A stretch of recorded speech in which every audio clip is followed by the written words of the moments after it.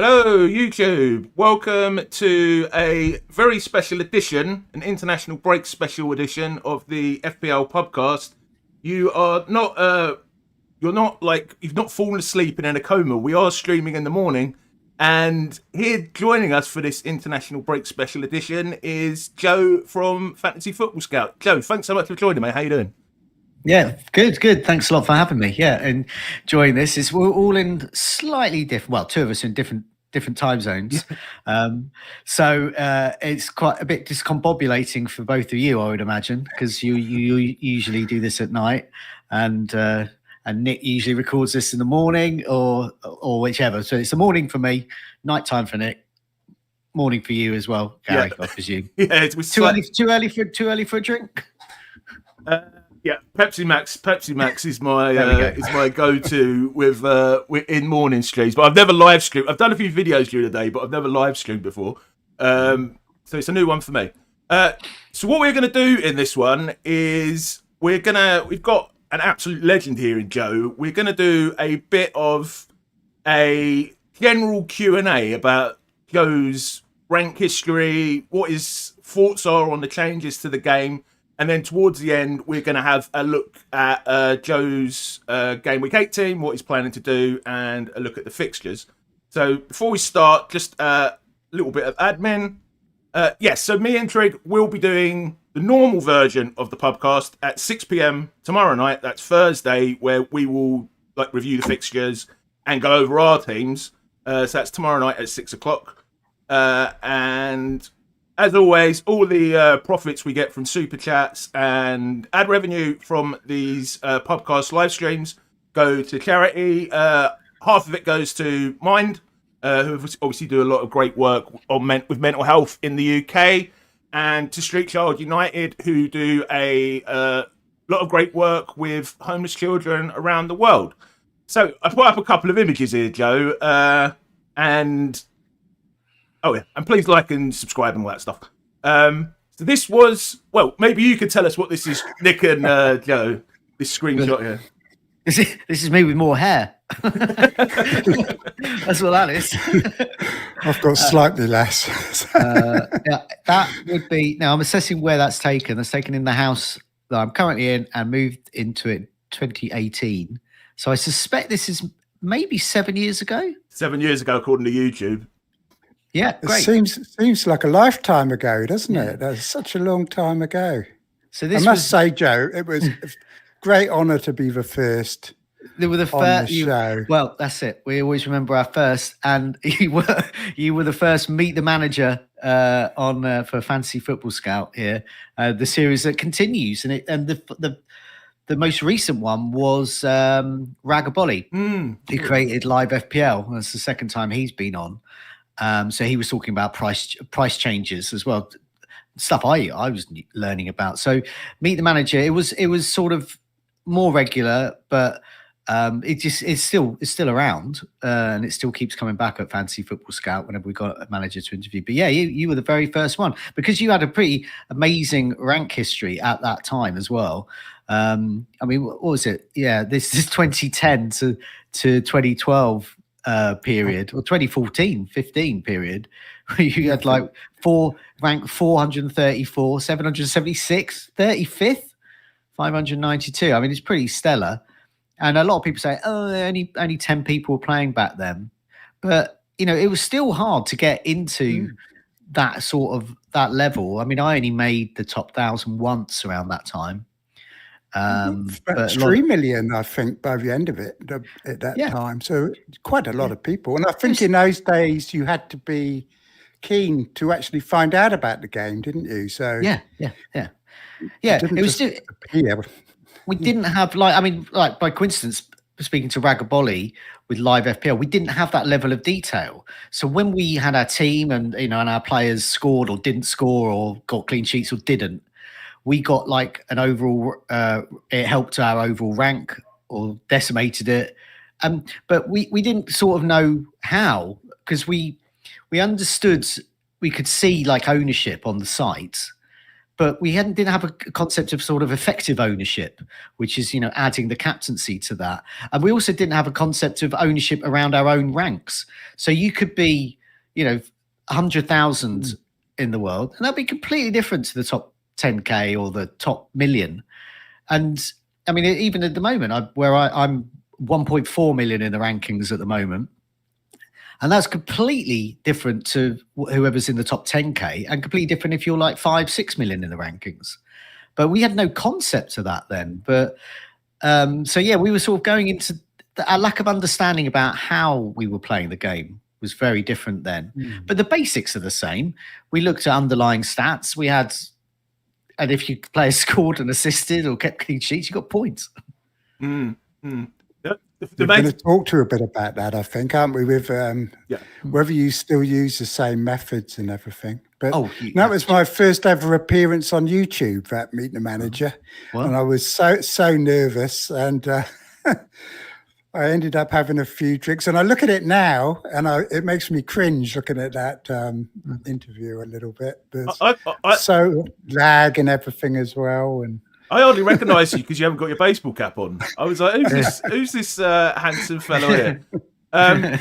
So basically what we're going to do today is we're going to do a bit of a Meet the Manager of yourself, Joe, with in that sort of style. And I also was going to say thank you very much because you, of course, inspired my own interview series. I just thought I'd plug that here, which is very different. And Joe came on last year, but that's much more talking about content, how you get into content creation and stuff like that.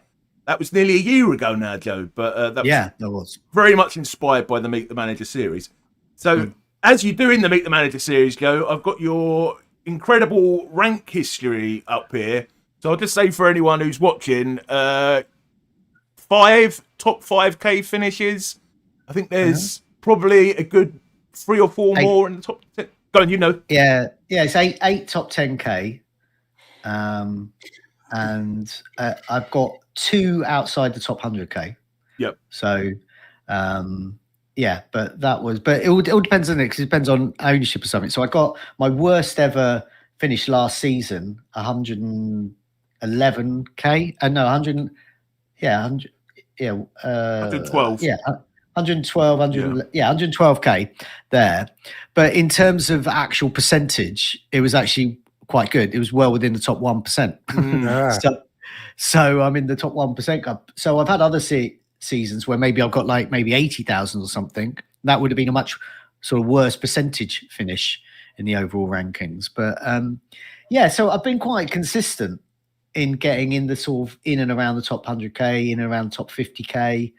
And some seasons, last season really, I was just, I didn't think I would get in the top 100K. So I sort of took a few more risks and, it ended up doing okay from that. But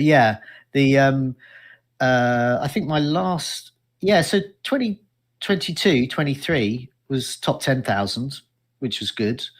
And top 30,000 in 2023. So it's not just like, old school when 10 people playing it type.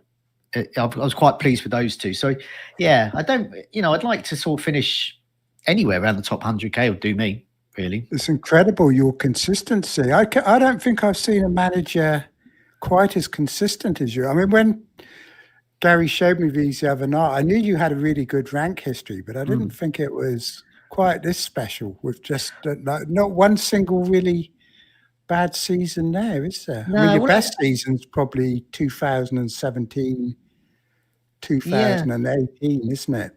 Which isn't that long ago, really. Yeah, sort of.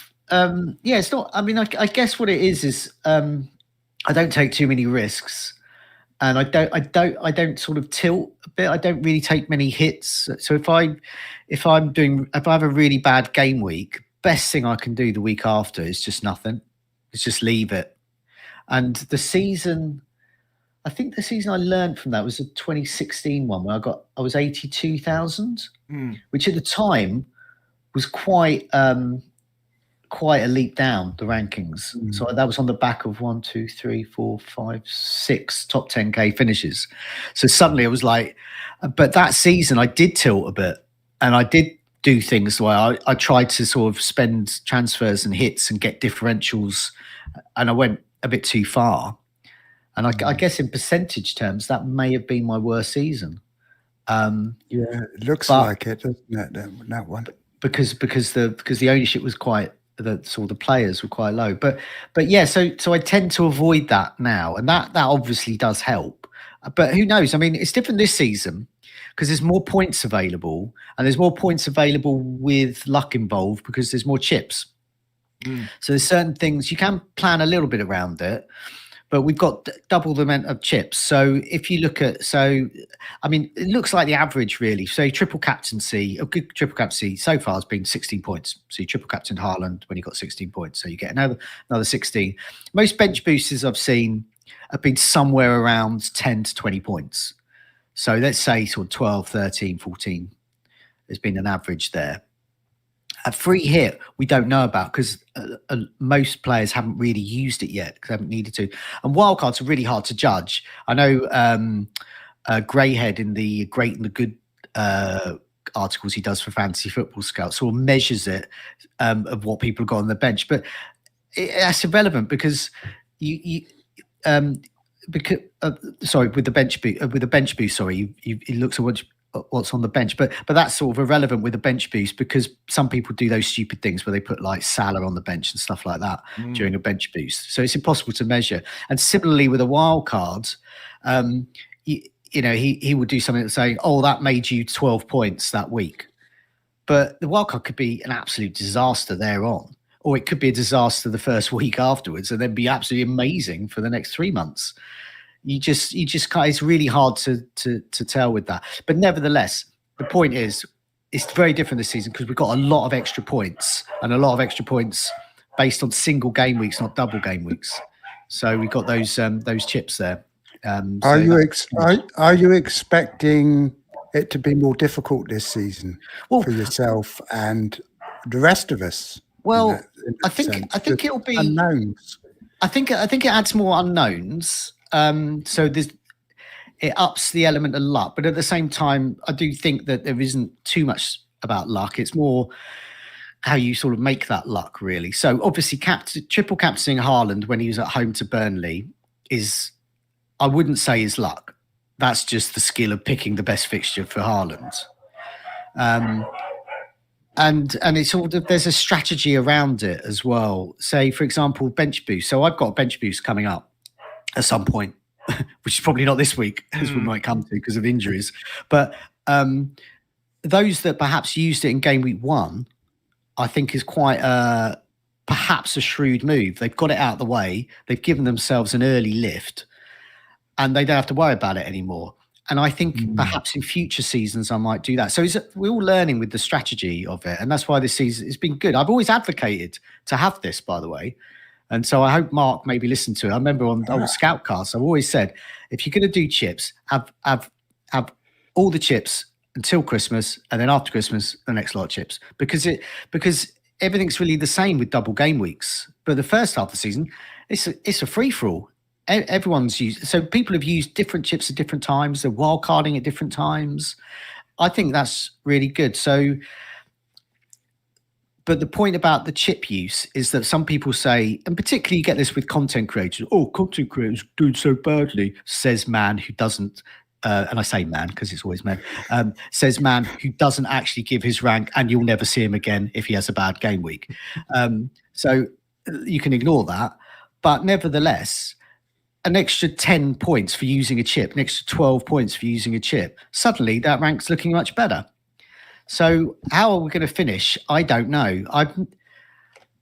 I've been at this stage, 1.4 million before, but I think this season that would be the equivalent at this stage of being, if I was 3 or 4 million, I wouldn't worry. 5 million, 6 million.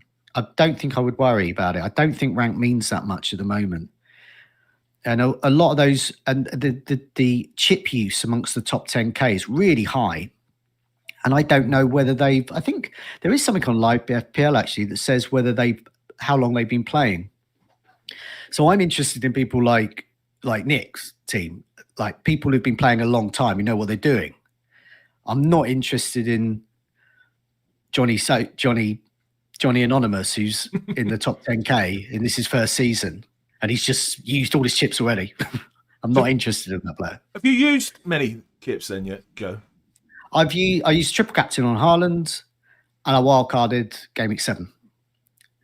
And I wildcarded game week 7 because I was going to do it this week for game week 8, but I could get a team that was not near enough what I wanted for game week 8. And I for my team I had to, because I had the Mark Guéhi problem still.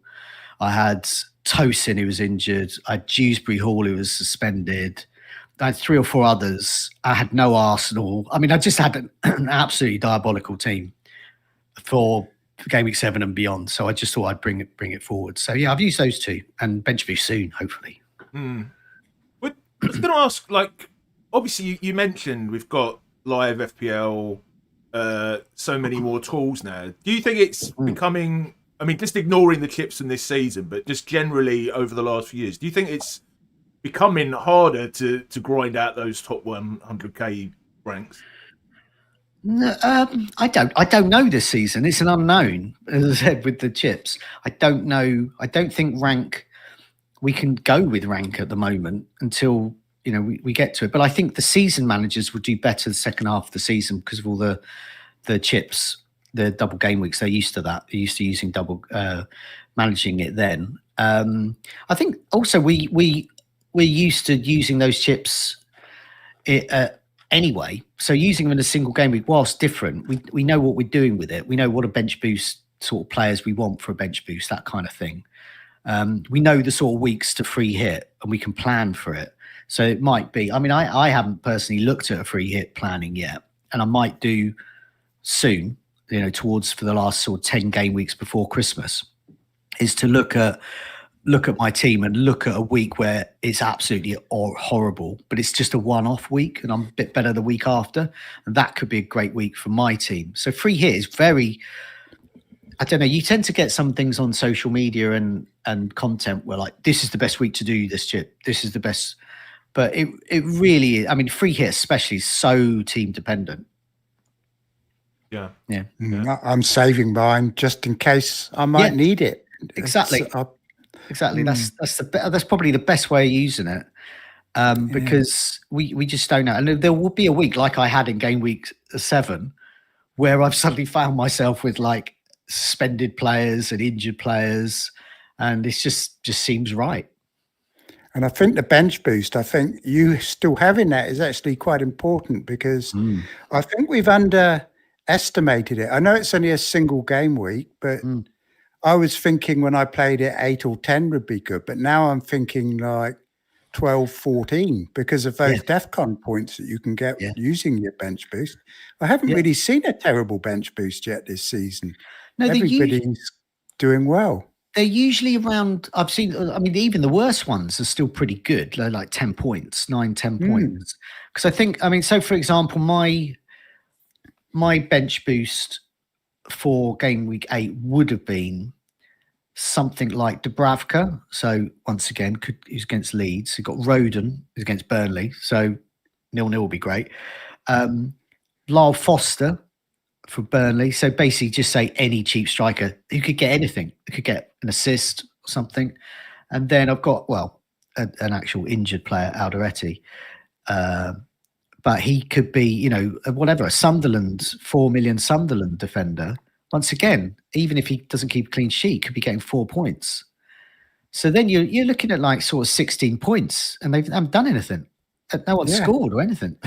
I think you can play it literally on any week when you're confident of having 15 players.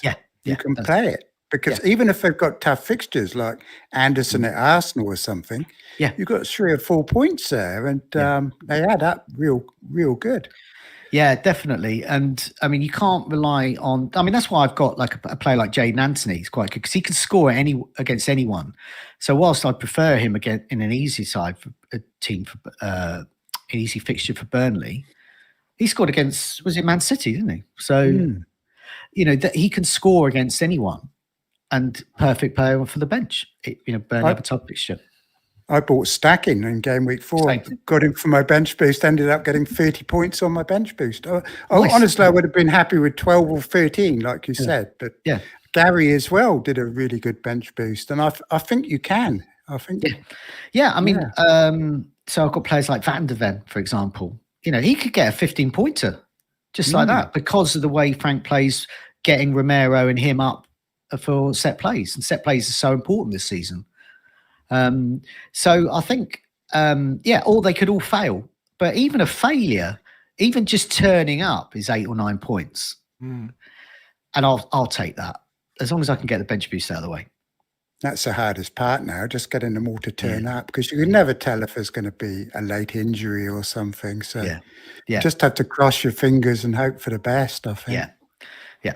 I mean, for me personally, this week is I mean, by coincidence, I think I've got, apart from Dubravka, everyone I was going to put on the bench is injured.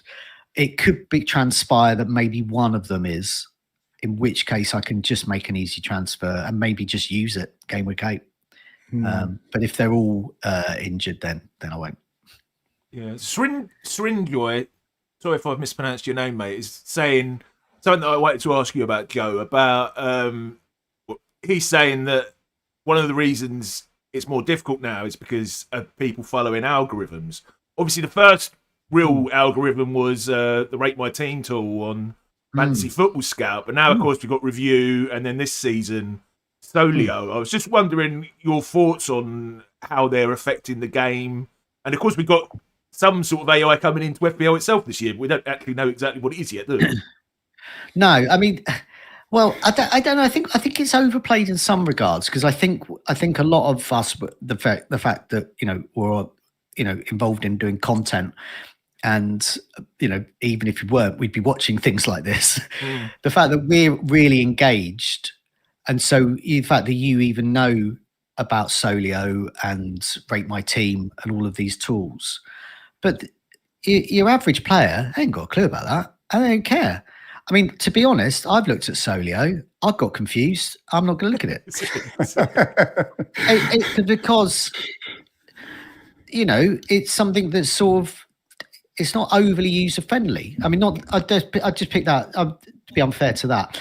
It's not just that. There's a whole bunch of those tools. They're just not that user-friendly to someone who just really just wants to find out whether your players are going to score points or not. And, I can't be done with that complication with that. But I do use the Rate My Team tool because I'm used to how to use that with Fantasy Football Scout. And also with the app there, they've got, they've integrated with Plan FPL. And so the way I use those tools is the planner tool, is to get your team and then, right, how's that going to look next week? Because you can't do that yet on the FPL site. How's that going to look in game week 10? How's that going to look in game week 15? And that's what I use it for, and that to help to plan those transfers. And it also gives you a rating of what they're estimated to score. But the average player doesn't use those algorithms. Who uses it though is the content creators. Yeah, and they do get a big following, and sometimes it can be over-egged, but sometimes it can't. And sometimes they can be very influential. 2 or 3, the ones that get, got 100k, 200k, 500,000 subscribers. They're going to be a bit more influential. So they're using it. So their interpretation of it is what the masses of FPL managers who are following them are going to be using, but not necessarily the tools themselves. They're just someone's interpretation of them. And so in the Meet the Manager series, I've interviewed a number of people that have won the game. And in recent years, you've got people that have won it because they've used some sort of these sort of analytics tools. And there was one, it was 2 or 3 seasons ago, Jonas, and the whole analytics world were like, practically carrying around the streets in a ticker tape parade, because it was like, wow, he uses analytics and publicly says it, and he's won the game. That proves we're amazing. And the people who don't use those tools aren't. But when I interviewed him, he didn't win because he was using those tools. He used those tools as one of many pieces of things that go into it. And he won, for want of a better phrase, because he got balls, because he took risks. And he looked at things and so the algorithm would say, make this transfer. And he went, you know what, I didn't do that. And, I wanted to do this one. And so he won because he was a particular type of risk-taking manager who also used analytics tools as well. And that's why he won. And so I think I think all of these tools are very useful, but they're just one thing to use, as is watching the games, as in looking at broader underlying stats and just coming up with your own view. And as in it's taking advice from people like us, that kind of thing. So do you use all these tools yourself, or do you still rely on shots in the box and right, so those sort of things? So a good example is the goals imminent table, which I started doing a while ago when Fantasy Football Scout had this thing in the members area where you could create your own tables. And I found it quite useful because you could do all sorts of things with it. And one of them was to look at something like, who hasn't scored many goals or any goals, but their underlying stats are really good, to indicate they perhaps could have done.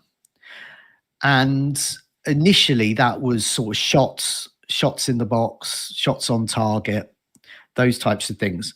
But then I added in expected goal delta, which is the difference between what they were expected to get and what they actually got, and obviously the expected goal non-penalty stats within that. So, and then that became the main driver of it. So it's all sorted by expected goal delta, the difference between what they should have got and what they got.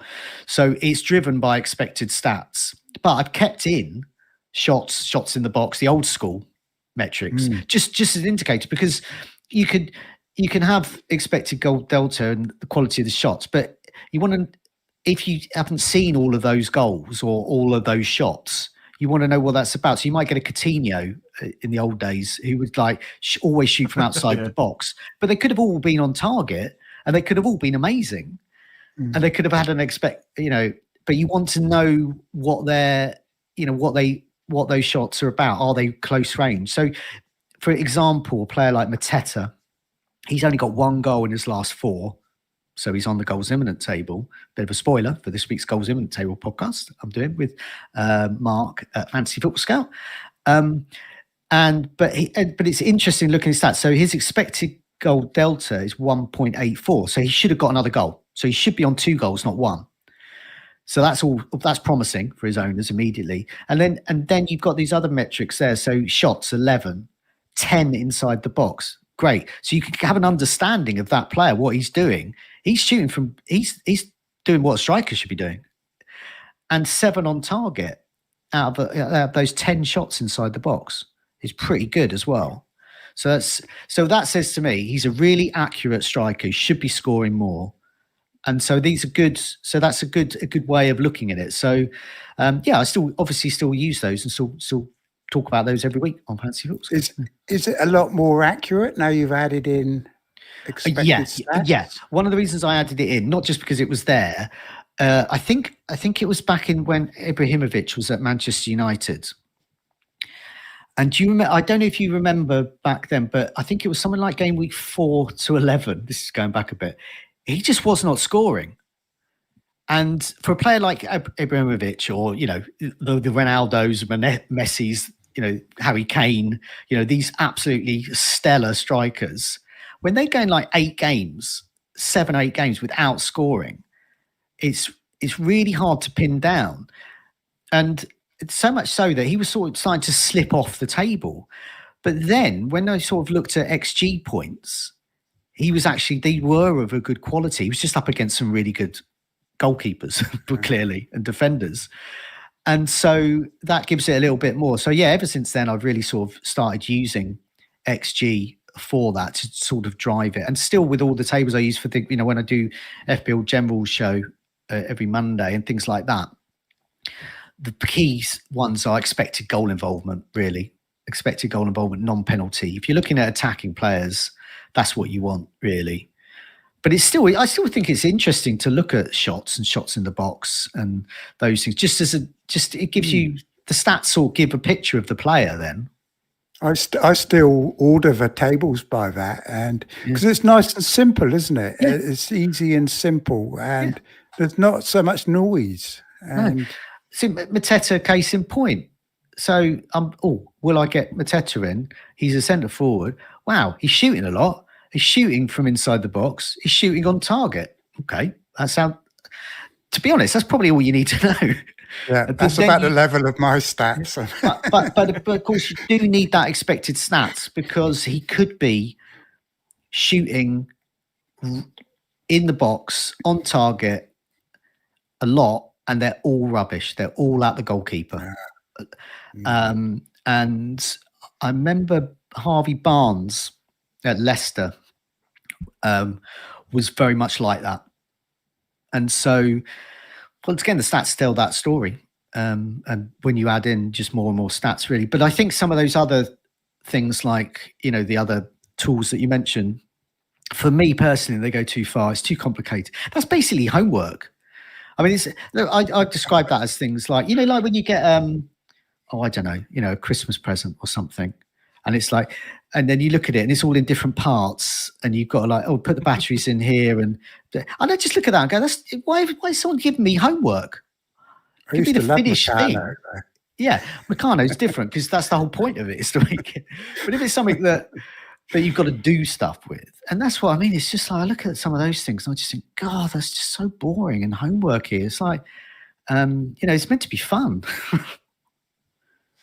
Yeah, I enjoy playing around with Solio, I must admit. But I think it's making me a worse manager this season, I have to say. Yeah, but people. I mean, all the analysts. If I say, "Oh, I don't use that," and then I get a terrible rank at the end of the year, they go, "Oh, it's because you didn't use that." Well, it's not like that at all, because half the managers don't use that. They use a content creator who's used that, so it's just an interpretation of that. It's like Chinese whispers. It's funny this week because everybody's talking about bringing in Enzo Fernandez. Everywhere I look, Enzo Fernandez. Yeah. So I went on to review and put my team in, and it told me to take out and bring in Enzo Fernandez. And I knew straight away that's why everybody's talking about him this week. Because he's being recommended. Well, I mean, I think there's various things that have conspired to make him good. So if you look at so far this season, 1, 2, 4, 5. Yeah, minutes per expected goal involvement, non-penalties, the 5th best player. And that's so Mbomo, Mateta, Sarr and Haaland are better than him in that metric.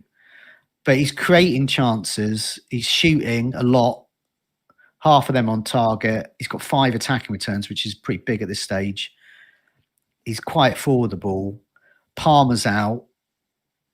Pedro's still being used as a 9. So everything's conspired. So I can totally see why people are saying it. I personally am not, but I could do.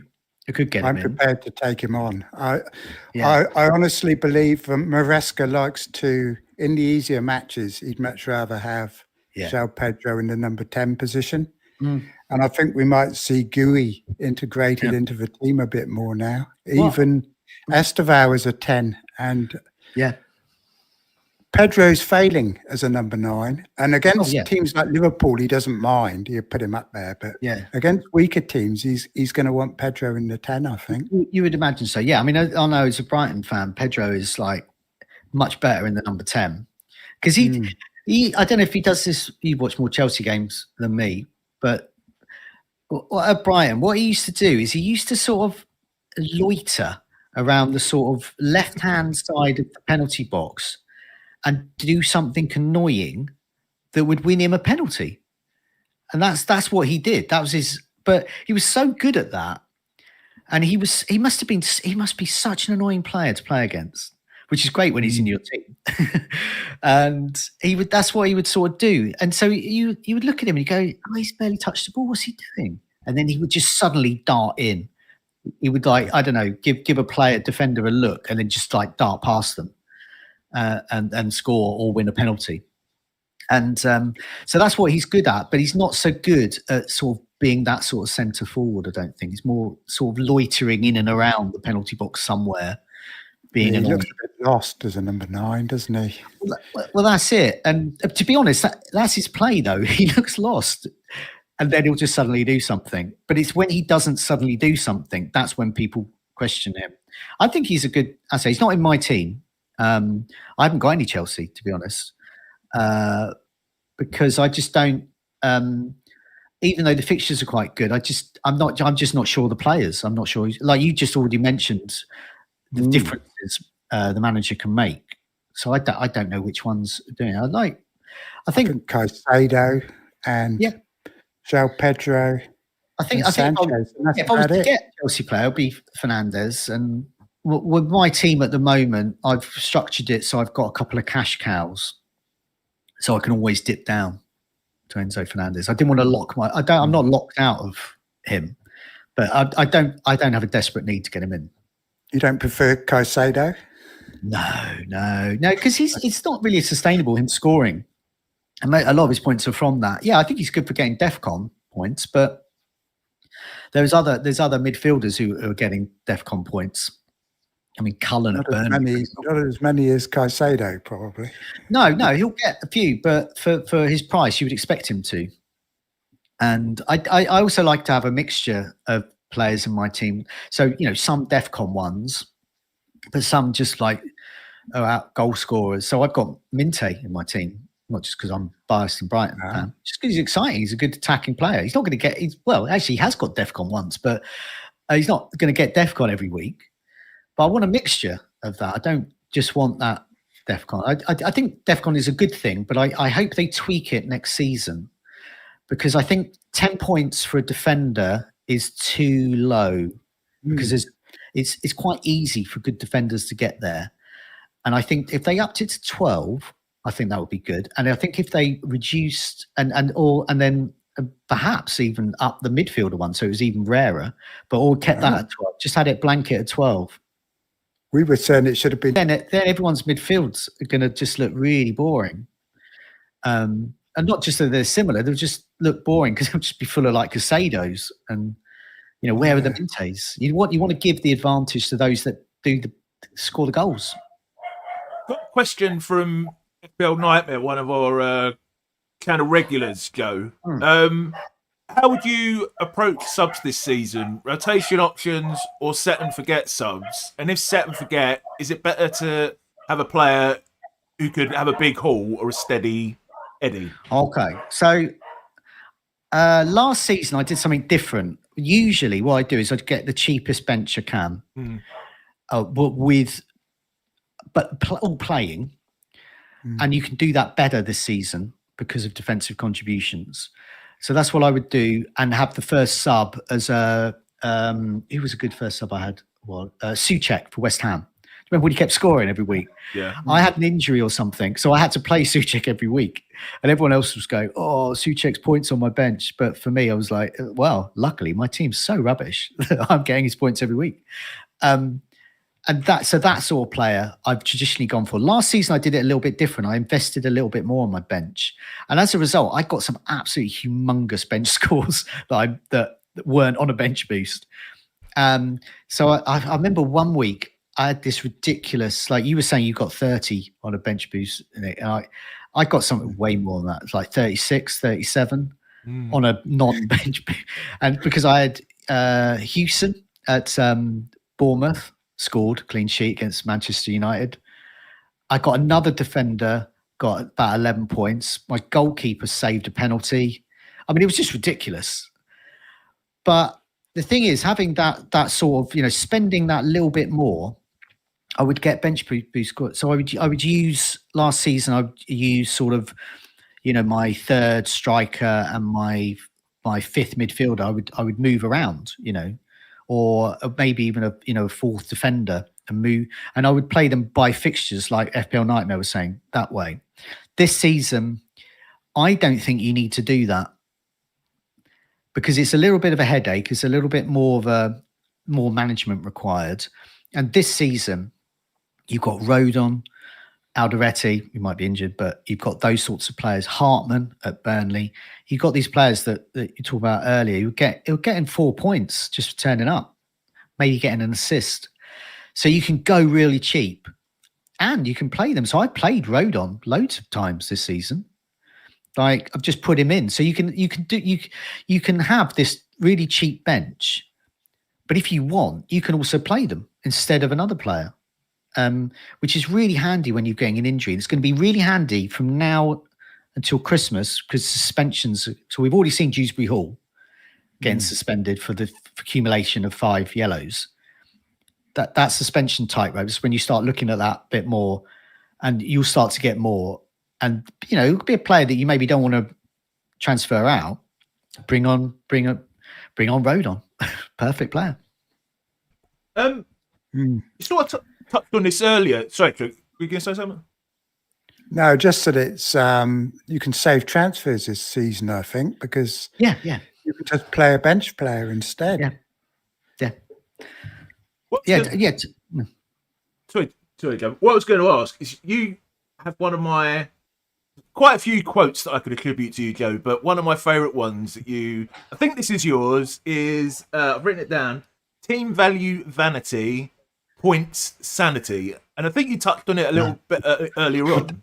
I don't think I've said the sentiment of that, but I don't think I've ever said team value vanity. That's good though. I wish I had. I'll take it then. You take it. What I have said is just points better than value. Yeah. And that's basically it. So I think a lot of people, it's funny, you get this a lot on social media as well, or the forums or wherever. I've got to make that move because they're going up in price tonight. And I had to make that move because that player, the price was changing. Why? If you have to make that move because the price is changing, but it's also a player you really want, and you've looked at the underlying stats and they look like a really good player, and you've watched the games, great. But if you're just doing it because of the price, like, I don't know if Enzo Fernandez has gone up in price or whatever, you know, just as an example of a bandwagon, he's going up in price tonight. That doesn't mean you should get him in. Get him in because of other reasons, but don't get him in for price. So, because the points are better. And I think price as well, even though they priced the pricing of players this season after 3 or 4 seasons where they've got it wrong, basically.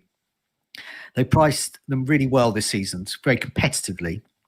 So you have to make decisions. But nevertheless, there's so many good cheap players that you still can operate on I mean, I didn't get to 100 million. I was 100 million when I started Game Week 1.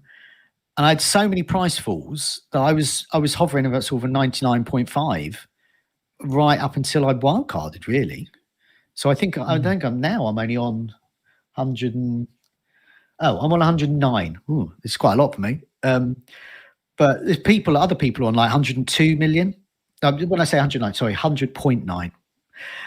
Some people are on 102 million, 103 million, because they played the price round. They say, I've got to do it for wildcarding. We've all got wildcards in our first half of the season now. And I've often found last season, so a case in point, I had quite good team value. And on a wildcard, I got Anthony Gordon in rather than Murphy, who was cheaper. Gordon was more expensive. I've got the money. I can afford Anthony Gordon. And that move alone probably cost me a top 50k finish and about 30, 40 points. Because as we know, he scored double-digit hauls almost every week. Gordon didn't even show up. So that's the sort of thing where I always think points is better than value. Yeah. And honestly, team value is you will get cheaper players. Enzo Fernandez is a better FPL pick than Palmer. Wow. Because Palmer's not showing up. And I'm not saying he's a better player. I'm not saying he's better if they were both fit, but Palmer's not fit.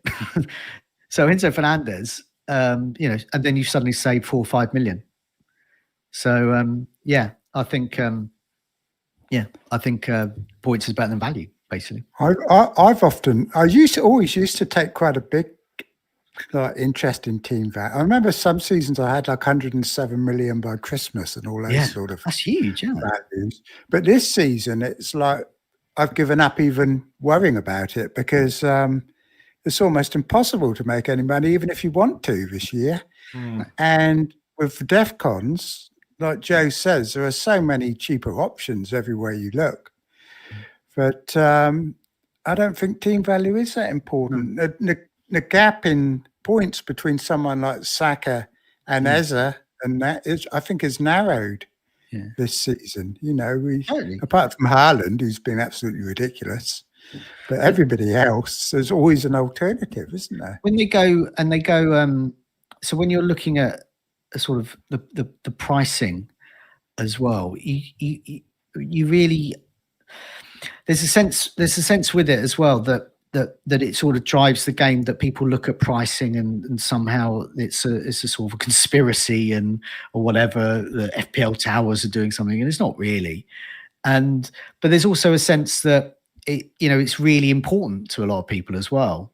I remember when they first started doing the price changes on Fantasy Football Scout, people would always say, "Oh, I've got 3-0, as in I've got 3 players up and none gone down." It's like, great, but what are your points that week? If they've got really good points, then great. But it's just totally meaningless, I think. And it's a part of the game I don't really like. And the game I really liked in terms of price change, I do accept you need to change prices, because at the beginning of the season you don't quite know, whether players can be really good or bad. I think it was ESPN did this one. It did this fancy game, and it was a really good one where the prices would change after Christmas, so half the season. So suddenly you would have this period during a sort of that sort of FA Cup break at the beginning of January, where all the prices suddenly reset, and you had more transfers. Then you were given more transfers, so you could alter your team around based on that. But they weren't based on the transfers being made; they were based on their performance. So if you scored lots of goals, whereas price changes are being influenced by people making those moves based on previous points. So you want to make a transfer, you go on the FPL page, I want to get a midfielder, click on midfielders, who's top, so-and-so, right, they've scored 7 goals, I'll get them in. But that doesn't mean they're going to score 7 goals in the next set of fixtures, which could be really, really tough. But they don't look at that. So those people who aren't looking at that in detail are driving the price changes. And that, to me, is not a good indicator of whether players worth getting in or not. The Australian Rugby League ones do it really well. They have a similar one to that ESPN. Yeah. Every week while the games are on, there's a lockout. And the game opens up again every week with a whole new set of prices. Yeah. And they're all determined by how the players performed. None of this supply and demand. Exactly. Because, I mean, I guess when FPL started, that was their rationale, that it would be based on that. Because obviously, if you're getting players in that are doing well, but that doesn't indicate they're going to do well. It just indicates they have done well, and that might suddenly stop. So that's why you suddenly see these big fluctuations. So Salah's gone from his ownership's halved. He's on 35% ownership, and he was 60, 59, 60. So you'll see these wild fluctuations, and that's based on what Salah has done, but it's perhaps not based on what he will do. I mean, it just so happens his underlying stats are pretty bad. So it's fair enough. But, that's an example of a player, his price is being dictated to not by how they perhaps may do. I'm quite reassured that so many players are dropping every night, because sooner or later we're going to want some of those players, aren't we? So there's a lot more fallers than risers, which is another reason not to worry too much about team value, I think. Yeah, and as soon as you get an injury, some of those that are falling, they're suddenly going to be playing, especially Solanke and Visser and all those sort of players. Yeah, when Visser comes back, you would imagine he would be first choice, but he might not be now. He might, I don't know. But yeah, he'll go up in price, you would imagine. Yeah, shall we move on to have a quick look at fixtures for this game week and Joe's team? Because I know we're coming up to an hour now. So this is Rob T's graphic. Anyone? I'll come to you, Joe. Anyone standing out here as must captain this week? Well, I mean, it's hard to put against Haaland. Yeah. And I think Man City against anyone, although, Everton can be tougher. So, but nevertheless, obviously they're really strong. I think Liverpool as well. I think is a good week for Salah. Very strong. If I was free hitting this week, I would have Salah and Haaland. Why not? I think Chelsea could potentially be, but it's hard to pick which player is going to be not only playing but scoring. And I think the two currently, Nottingham Forest and Burnley, are the sort of teams defenses to target. Yeah. But also, what this shows is apart from so Salah and Haaland captaincy wise, what this also shows is that Brighton Newcastle, they're expecting a lot of goals. So I think there's both sides are going to score there. But it also shows that quite a lot of the games are quite hard to call. I can't call Brighton Newcastle. Crystal Palace Bournemouth, that's a tough one to call. Tottenham Aston Villa, same. West Ham Brentford, tough ones. Arsenal, it's a good fixture, but not a great fixture. Yeah. So it's another week after an international break. There's probably going to be quite low scoring, I think. Me and Trig, we looked at this 3 or 4 weeks ago now, and I think it was the lowest predicted scoring week, wasn't it, Trig? And then it was like the highest goal scoring. It's the highest number of goals so far this season. So I guess it can go either way, can't it? I mean that's it. But that's it. You don't know, and that's terrible for FPL managers, isn't it? Because we don't know what's going to happen. What I think is that Haaland will score, Man City will win. I think that Liverpool will win, and Salah will score. And I think Arsenal will win, but perhaps not by a lot. And the rest of them, I don't know what will happen. It's going to be very interesting if Salah does score a couple of goals, though, isn't it? It's going to flip the season on its head. Suddenly everyone realises they don't own him, and it's like, whoops. Well, yeah. I mean, I personally got rid of him on game week 7, and I'm okay with that because I just think for the value of that money, I think you can get better players for cheaper.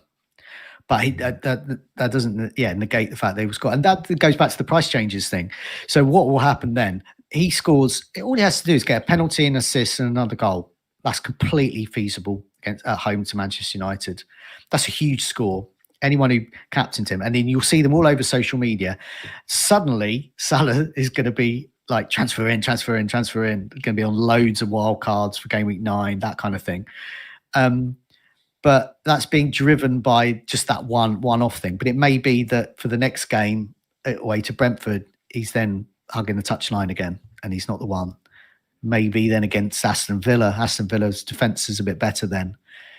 Again, then he's got Man City in game week 11. That's tough to call. And suddenly his price drops again. So, it's tricky. Yeah, I'm holding on to my wild card.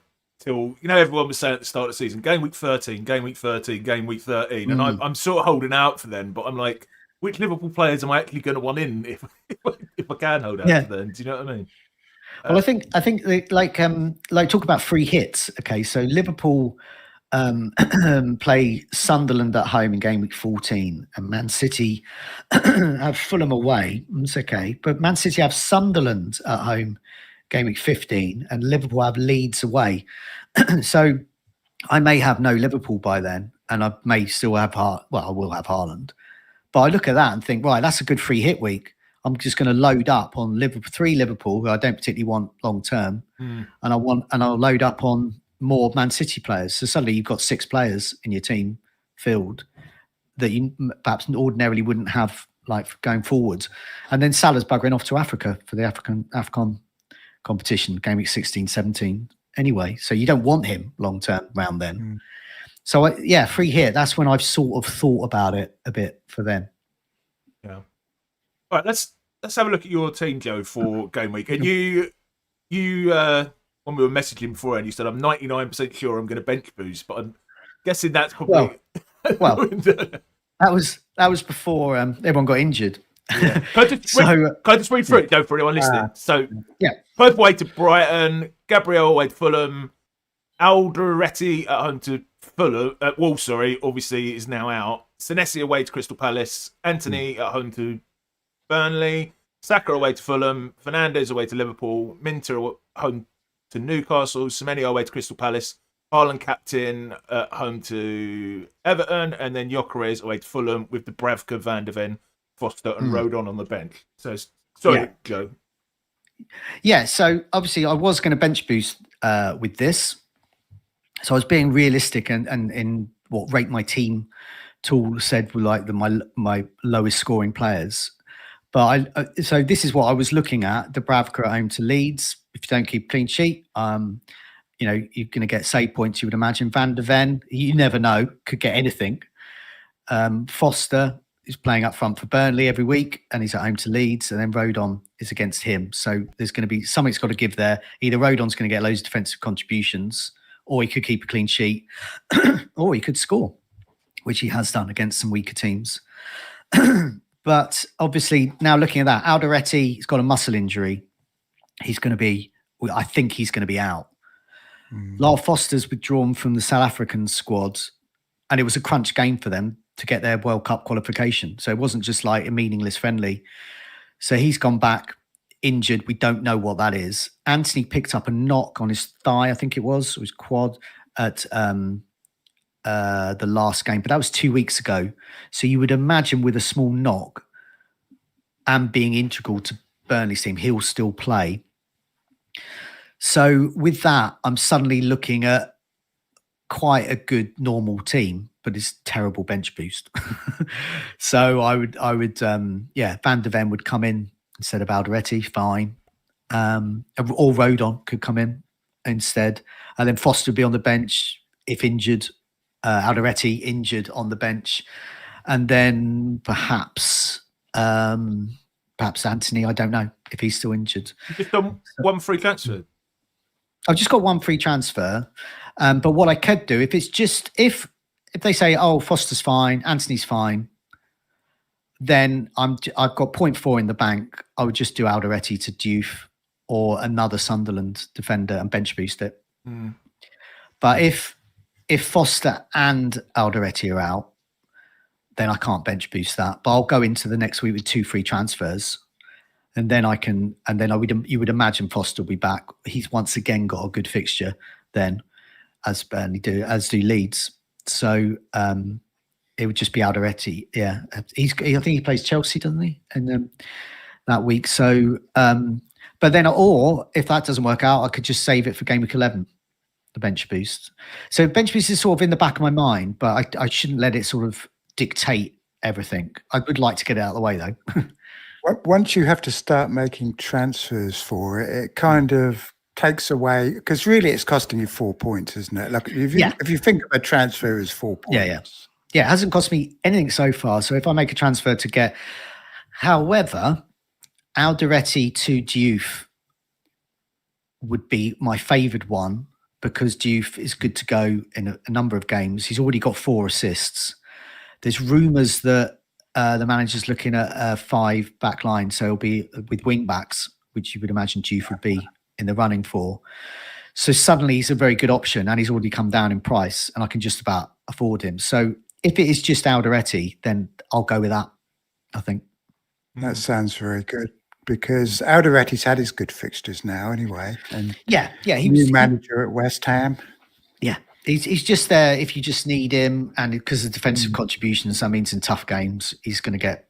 So if you're getting a sub on who's getting 4 points, I'm quite happy with that. But yeah, so ideally there. So with this team as well, I've got 2 cash cows there. So I've got a number of players I want to keep. Obviously, Haaland, Minter's right in the top of the fixture ticker at the moment. It's Bruno Fernandes and Gyökeres are the 2 cash cows that can be moved on. They can also be moved on to get Salah in if I so wanted. But Bruno Fernandes can go to anyone because of his price. Well, not everyone, but most midfielders I'd want. And Gyökeres can either go up to an Isak. So I haven't ruled out Isak with this. So it's coming. I know that you're keen on it about price points and flexibility. So especially after I wildcard, I look at a team and think, can I get any player in 2 moves? And for that, you need cash. So I don't like teams with too cheap a midfield. So Bruno Fernandes can go to anyone, and I might need him as well for sort of game week 9 to use 2 free transfers. And Gyökeres can go to anyone. I have considered a sort of a luxury move to Gyökeres to Bowen, who I like, but I think there'd be much of a muchness, really. I mean, Bowen, I think, is a better FPL asset, but in a worse attacking side. Gyökeres is in a great attacking side, and he's their main striker. Are you a bit jealous of people with 2 Arsenal at the back? Because I'm having real bias regret with Gyökeres.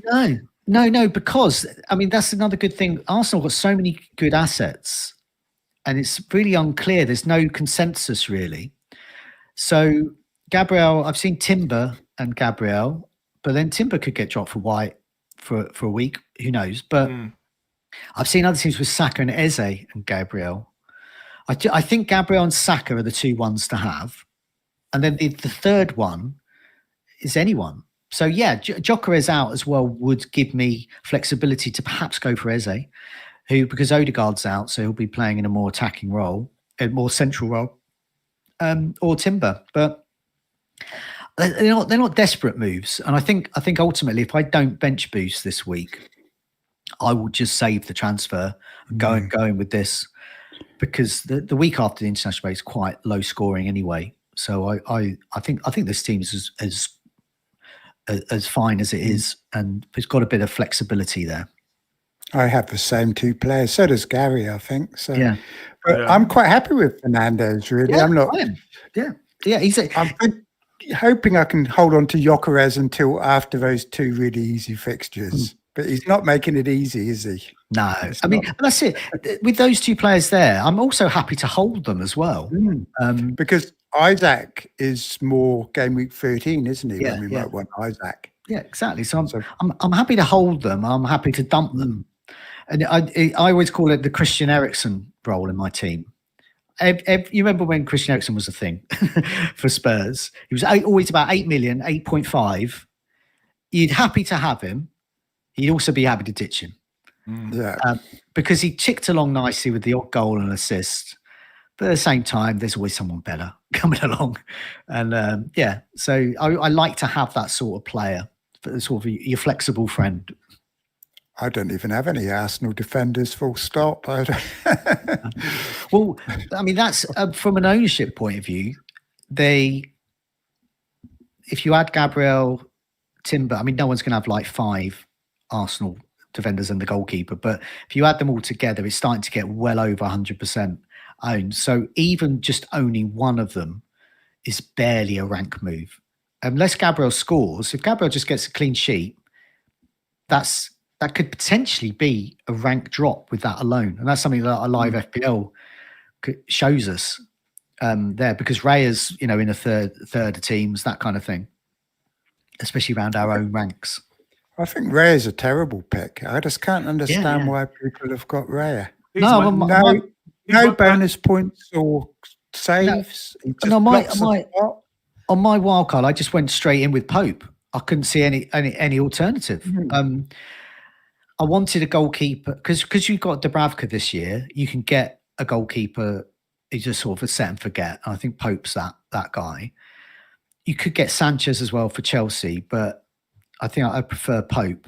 But yeah, Raya, why would you spend 5.5 when you've got like Timber and Calafiori, Gabriel? You've already got 3 there who are getting attacking returns. Exactly. Pope, and also Pope's in a team where the attack you're not quite sure of, and he's always in the mix for bonus and gets save points. Whereas Raya is not going to really he's never going to get bonus. Well, I haven't really checked if he's got any. Yeah, exactly. So I can see in game week 1 why people would go there, just because you don't really know what's going to happen, and you just want a reliable goalkeeper, and you that's what you pay for. But I think you go for Pope. I've seen Petrovic in a few, but the thing about, I can't understand why people go for Petrovic over Senesi, because Senesi's getting DEFCON. He's just getting those 2 points. So if he's getting the clean sheet as well as... So Petrovic, I don't think offers that much more than Senesi. And I think Pope offers more than a lot of their defenders. But yeah, Raya, it doesn't offer anything. Waste of a place. I don't understand it. Minte's on my list to bring in a couple of weeks. Is there any other Brighton? Obviously, you're big Brighton fan. Any other Brighton player you'd recommend for their good fixtures? No. The algorithms keep trying to get me to buy Verbruggen. I had a terrible time with him last season. He's a string of 1-pointers last year. They can't keep clean sheets. They do score, but there's a lot of rotation, of which Minte so far has escaped it. So Matoma is getting rotated because of form. Welbeck can play, may not. Ruta may play, may not. Gruder may play, may not, and so on. Minter's the one. Defensive-wise, it's difficult, but you would get them for clean sheets, and they're not getting them. So I would just recommend Minter, and it's a good price point there as well, because you could move to, it's around the sort of Sarr, Enzo Fernandez for a little bit more, or dip down to a Dewsbury Hall, or up again to a Grealish. It's a good price point around there as well. But yeah, I think the fixtures are good from now, though, because Brighton are better at home, and they're traditionally better against Newcastle. And Minter used to play for Newcastle. I love that kind of narrative. But then the way to Manchester United, Brighton are really good against Manchester United. Then they got game week 10 at home to Leeds, then Crystal Palace, anything goes. Brentford, Nottingham Forest, really good fixtures. Aston Villa, West Ham. I mean, that's why they're top of the fixture ticker till game week 15 by difficulty. Are they? Yeah, because they're good. They've got that. They don't have like your Cities or Arsenals or whatever, and also the Newcastle games at home, and Brighton and Newcastle came up together, and they were always sort of rivals in the Championship. Friendly rivals, but rivals, and Brighton, since have always sort of done quite well against them. I don't know why, but also Brighton do well against the better teams. So there's another caveat you have to have with Brighton, is that they can beat Man City one week and then they can pop off to Wolves and scrape a draw, or lose, or scrape a draw at Leicester last season, and so on, or draw with Fulham. But they can beat Liverpool 3-0 one week. What's happened to Belieber? He seems to, because he was touted as being one of the DEFCON monster midfielders. Wasn't he? Infected by Manchester United. There was talk they wanted him, and Manchester United's rubbishness has seeped into him. Has he been playing badly? No. Has he? No, yeah, he has. Yeah, he's been playing, been playing as well. Yeah, and you've got Ayari, even Milner have been playing well. But Belieber's not. He's not playing as well. Same with Matoba. He's just not playing as well. He's been quiet, hasn't he? It's possible that Belieber's been, just sort of because of the transfer speculation that's affected him. Possible. I don't know. But I mean, it doesn't affect him. Talked about as the next Caicedo, wasn't he? Not so long. I mean, he is very good on his day. He's really good. I mean, Brighton have had these. I mean, that's the thing. I mean, these teams like Brighton and Brentford and Bournemouth, they got good scouting networks. They get these amazing players, and they go off. Often with goodwill. So McAllister, off you go to Liverpool, not a problem. Some of the Chelsea ones are quite funny because they're paying so much money, and Brighton have basically been bankrolled by Chelsea for the last 3 seasons, which has been a welcome. we have to thank you for our World Championship, though. Oh God, shuts up about that.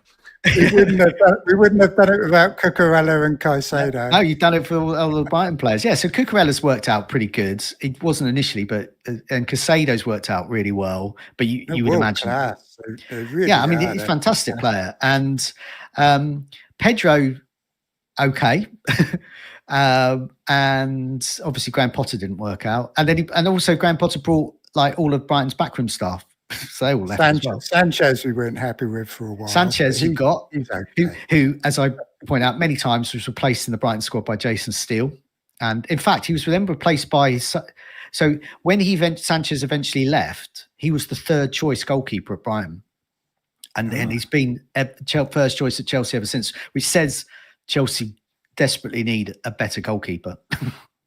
So Brighton weren't happy with Sanchez then? You were quite happy to... No, because he couldn't really play out the back very well. Jason Steele was better at doing that. And yeah, he can.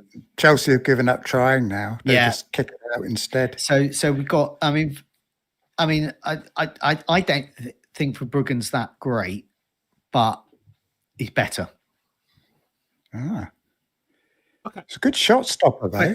Yeah, he'll be Chelsea's goalkeeper next season anyway, so and we'll have like another 50 million off you. I'm aware of time, lads. Can I just ask a question about your bench, Joe? Oh yeah. Because all the algorithms are saying to bench Senesi and play Rodon over Senesi, but I'm not keen on that idea at the moment. But I'm open to persuasion. No, look at Rob T's table, and like Leeds were heavily favourites to keep a clean sheet over Bournemouth. No, I always think, if you've got a good player, who's getting the points, just play him. I always used to think, okay, so this is why the algorithms I wouldn't really follow for that detail. So, for example, the days when you got like John Terry or Chelsea or Gabriel now, you got a goal scoring or potentially goal scoring regular defender who get bonus. It doesn't matter whether they're playing Man City or whatever, just play them.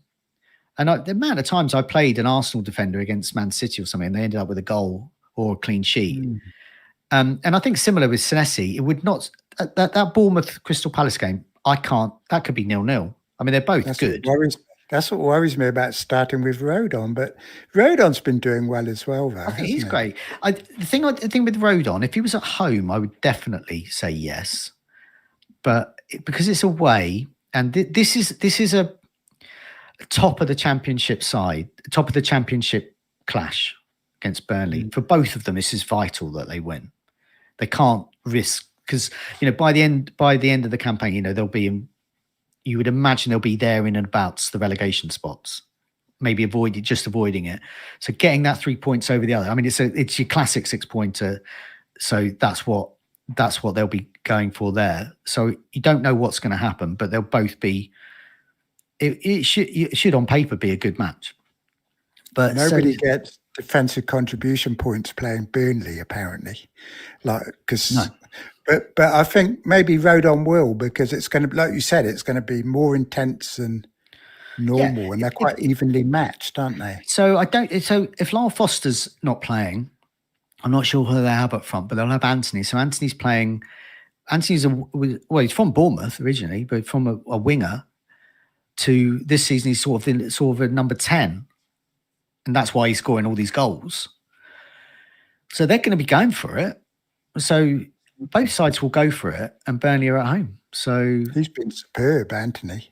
Yeah, Anthony's great, and I think Senesi. Yeah, I just look at Gabriel, Senesi, and I'd probably end up playing Van de Ven or Rodon. So I'd be faced with that choice, Van de Ven or Rodon. I think I'd probably go for him if I wasn't bench boosting.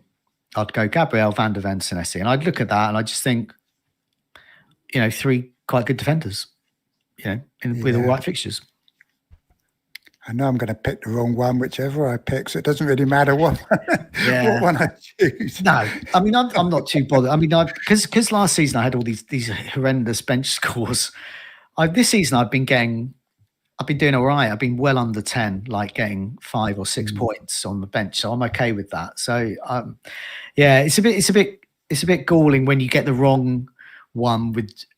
Even though it's only 2 points with defensive contributions this season, I quite like. It's quite like when they get it. It's really frustrating when like Rodon finishes on 9 defensive contribution points, not 10. That's annoying, but that kind of thing. Dubravka Pope's a tricky one as well, isn't it? Yeah. Well, that is well. I don't know what you think about this, because I think Pope's going to concede, but it's also the kind of game where he's going to rack up a lot of saves and could end up in the bonus as a result. And Dubravka. I don't know. He could get. I don't know if he's going to get as many saves, but he could also lose his clean sheet as well. I think I'd go to Dubravka, but I don't know what the clean sheet odds are for the games. But I think that the algorithms would say Dubravka over Pope. He has been good, Dubravka, because he has been getting save points and that. There we go. Look, there we go. So Only 27%. Yeah. He's 36. Newcastle 24%. So there's not much in it, really. There's not much in it. There's not much in it. I mean, my instinct in that is just simply go for the better keeper and the better team. But just because I just don't know. I think they're both going to concede. So you're just looking at bonus save points. Also, yeah, I mean, chances are you get it wrong and you get the one on your bench is the one with the thing is, though, the Burnley game's predicted to be a lot lower scoring. Yeah. So if Burnley do keep a clean sheet, there's more chance that the keeper will get bonus points. Yeah. Whereas Newcastle, if it's high scoring, and they keep a clean sheet, it's more I mean that'll probably go to the wire. My instinct says Pope, but yeah, I think you're probably right, especially because it's a home game for Dubravka. So that might go. Yeah, but as you said, these stats, it's just too tough to call, really. It is. That's the trouble with rotating goalkeepers, isn't it? I mean, this is probably perhaps one of the only weeks I would consider Dubravka over Pope. Because Newcastle's defensive fixtures are pretty good here on out, really. But yeah, I like concede because all the bench boosters they've all got Dubravka. Yeah, that's the thing. You're going against, but I don't know with the bench boost because I think a lot of other people who bench boost, my fellow potential bench boosters in game week 8, they'll be in a similar position. They probably would have got Alderete in, who will be injured. They probably got a little bit more Burnley, who could be injured. They might think, I could go another time. I did a Tom Freeman's team reveal video earlier this week. He's big on Wolves for these sorts of bench boost and sort of bench players because they're cheap. But looking at the fixtures, I think they're pretty high up. They're Sunderland, Burnley, next Fulham, Chelsea's tough, then Crystal Palace tough, then Aston Villa, Nottingham Forest, and Manchester United. So it's a good run of fixtures for attackers and defenders. So he's gone quite big on some Wolves players. Does he like Arias? Yeah, Arias is there. There. And a Wolves defender as well. I don't think Strand Larsson's there, but he could easily be. And they're all quite affordable. Top old school manager, isn't he? I think he's had 5 top 1000s now, hasn't he? Well, his two things are, obviously he's that sort of experience with it, but he's also, one of the other things he does is he often has like a playing fourth midfielder who's a real differential, real sort of like you mentioned the Arias at Wolves, for example. So that you go for these sorts of players because and you can sort of, if it doesn't work out, you just move them on. And he often does that. And he did that with great success. I think he did that last season with a Bournemouth midfielder who wasn't Semenyo or Kluivert. Was it the season before? Someone, I can't remember who it was, but he got this, and they were just racking up the points every week, and not in anyone else's team. It's a good gambling spot, that fourth midfielder. Isn't it? Yeah, I like that. I mean, that's why I've got sort of 2 in Anthony and Minter.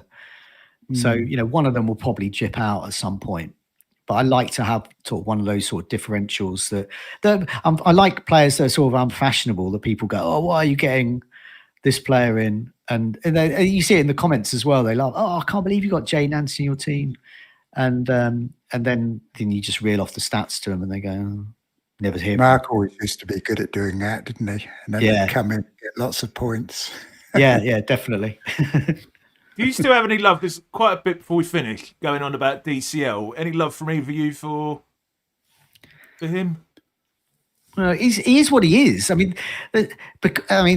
one of the benefits of not being on Twitter, I'm coming up to my year anniversary. Oh, nice. Is that I don't see all the backlash because that is all tied up with the backlash against content creators as well. Yeah. So why you're seeing algorithms and therefore some content creators recommending him is because Leeds have really good fixtures. And they've got Burnley and West Ham up next, then Brighton and Nottingham Forest. These are really good attacking fixtures. And he's only 5.5. But why I would recommend him to anyone would be for bench boosters, definitely, because you can bench boost him any week. And also just as someone, if you just want a first sub, just a playing striker and you want to go 3-5-2, I do like 3-5-2 rather than 3-4-3 at the moment. So I think Calvert-Lewin is in the mix while I've got Lyle Foster as well, just a playing striker. And I'm not, but I think what the danger is because people have been sort of scarred by Calvert-Lewin's injuries in the past, and that with anyone recommending them, there's just an immediate backlash against that, as if people are saying, get Calvert-Lewin in, play him every single week. In fact, captain him. He's your star player. No one's saying that. I think people are just saying he's quite a handy enabler to have in as a first sub. You might need him. I watched Leeds the other week and he was fantastic. I couldn't believe it. He is a good, I mean, for that level, that's good if he plays. And he has been injury free. But so, I'm one of the ones who think of his injuries, but then again, maybe he isn't injury prone. Maybe he just had a really unlucky spell. It took about 2 seasons for Welbeck at Brighton for people to go, oh, that's not the same Welbeck that kept getting injured every week at Arsenal, Manchester United. This guy's playing every week and he's only 6 million and he's scoring and we're missing out on those points. And by the time people realise that, he probably got injured then. But he wasn't that player anymore. And players change. They change their roles. They change, maybe come back from injury worse or better, or, in a different role. God, the amount of times Beckham used to change, Beckham was like, the set piece guy on the right. And then he just dipped back and he was like some kind of quarterback, but he was playing for top teams. Doing that role, the good players can change and stuff. So, yeah. Yeah, he looks like a perfect fit for Leeds. That's what I thought after watching him. Yeah. So I think a lot of the backlash from what I hear is that it's not actually about Calvert-Lewin. It's about the person on the video is saying something and I'm better than them. So, but you won't hear from me again for another 4 years, by the way. So that's what it's all about. It's nothing to do with Calvert-Lewin. He's just a conduit for people's rage. Twitter hasn't changed. You haven't missed much. No. You were talking about changes in the game. So for me, the 2 big changes this season with the points changing and the extra chips, that's a massive change. And the other one is just being a year without Twitter. So all of that, nonsense, is great. And there's a great community on BlueSky, which I use mostly for this. And that's all I need. And it's great. My own behaviour on Twitter, I tend to decline if I'm on there too long. So I'd spend most of my time on BlueSky these days. Yeah, Twitter. I think it makes everybody. It brings out the worst. It's naturally a divisive platform. Perhaps all social media is, but it's naturally divisive. And so it brings out that in people, and people just forget their humanity a little bit. And I haven't seen a single argument on BlueSky in like a year and a half. And any time I've been involved in anything like that, it's always not even an argument. It's just discussion. It's just a disagreement of views, but in a polite way. But Twitter's not like that. And you get these people on there who sort of make a name just by having a go at people. And it's just, there's no need for that. I don't want that. I'm too old for that. It's interesting. So even the bad people who act badly on Twitter, once they go to BlueSky, they're a lot better. And there are a few none examples of them are bad that. people, really, I think. No. It's just Twitter brings out their bad side. Well, it's like because you're texting, you're writing instead of saying it, and pretty much most what of tweets or whatever posts, unless you put a smiley face or a winky face at the end of it, they all come across quite harsh. And that's just the way it is. No one really means these things, but. So you can add that all into the mix as well with social media in general. But I think that's a big change as well, because I think there becomes a narrative that becomes them and us kind of thing. And whereas in other forums, that's why a lot of people are using, WhatsApp groups or whatever. I mean, I'm part of like 2 or 3 like fantasy football WhatsApp groups of just maybe 10, 20 people or something. And, that's a really good way and that's probably the way it will go as the general backlash against. Because social media always used to be, something we curate. So you curate your, but with X, you can't curate it anymore because you can't block the trolls properly. You can't, they control what you see rather than you. And so increasingly people, it's going to get smaller and smaller. And that's why, why you've had all these like FPL meets and things like that. Because people have concluded that it's much better to meet in person than on these things. Well, we're doing virtually here. Like we're doing virtually here. Unfortunately, I used to have a Facebook group for years, and that was so friendly and everything. And before really everyone went to Twitter, and it was when we went to Twitter that it all kind of broke down. I think. Oh yeah, it was terrible. Do you use Reddit at all? Do you? No, I don't use that. No, I just use BlueSky, and I sometimes post stuff on Instagram, but I can't keep up with it. And then just the WhatsApp groups, really.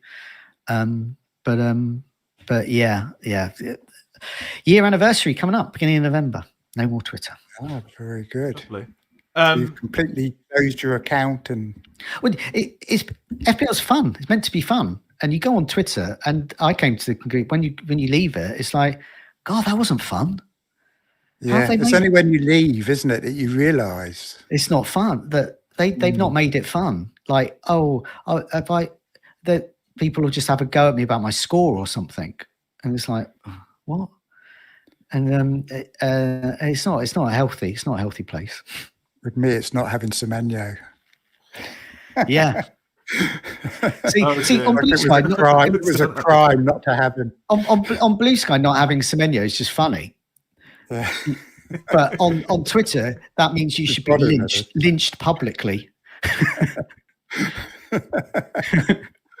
Yeah, it's true. You can't go on there, can you? You can't go on there if you've had a bad game week. Joe, it's been an absolute honour, mate. I know you said you had to finish around about now. Some people are saying in the chat, I've never heard Gary this quiet, but it's been an honour just to sit here and listen to you. We're old school, me and Nick, because we got the FPL Meet the Manager thing from like 7 years. Was it? Yeah, 7 years ago. It's unbelievable, isn't it? 7 years. Yeah, can't shut us up. I can talk all day on these things. Love them. Yeah. Is there anything else you still wanted to say before we wrap up? I think we covered most things. Yeah. Greg? Yeah, just what a pleasure it's been, basically. 100%. It was great to talk to you again, after that Meet the Manager and everything. So I remember I didn't have the questions, did I? You sent me some questions through, I think, and I never got them. To be honest, you don't need. We can make it up. Let's go along. Yeah. It's a lot more relaxed now, isn't it? So do you really enjoy YouTube content? Yeah. I mean, it's good. I mean, it's just it's a way of. I think it's quite good. And there's a lot of the shows, but I tend to listen to podcasts more. So I don't actually watch a lot of other people's YouTube videos. I just listen to them more, so it can be a bit frustrating if they forget the audio listeners. They just put, here's my team. Oh God, tell me, because I'm on a dog walk and I can't look at it. But just for me, it's just easier. But I like the podcast version. So, but that's just a time constraint thing, really. I haven't got time to sit and watch so many. Much content, but I do watch it when I watch things like things like this. It can be a bit confusing if you get too much information, watching too much, can't it?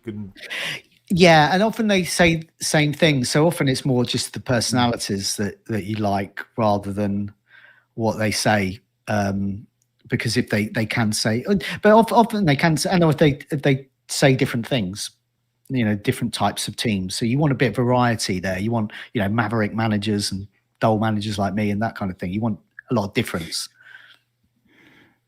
Yeah. That's great, isn't it? We love it. We're always like watching this, that, and the other, and so much to watch. So much competition now, isn't there, as well? Yeah, they're so good at it as well. Some channels everywhere. The ones like Andy and Oscar, they're so technically so savvy. It's unbelievable. The stuff they do. Yeah, it's so clever. Yeah, unlike me with my old PowerPoint slides. Well, I'm similar. I'm old school as well. but then again, sometimes that's all you need as well. Keep it simple. You say like, here's a team. Let's have a chat.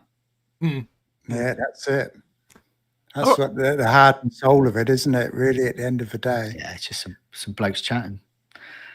Okay.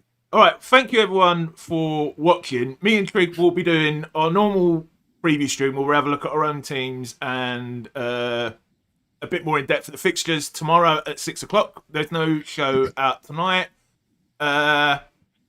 Please do like and subscribe if you're new around here. Just a reminder, all of the money this stream raises goes to charity. And there's also links to both of the charities in the video description. Thanks so much again for joining the show. It's been an absolute honour, mate. And been pleasure. Yeah. Good luck. I'll be tuning in to find out what your teams look like. Cheers, Trig. I'll see you tomorrow, Trig. Cheers. See you, everyone.